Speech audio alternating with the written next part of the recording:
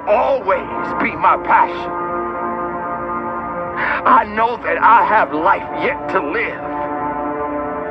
For my mother and father I will live. For my wife and children I will live. For those that trust and believe in me, I will live. But this is all I can do.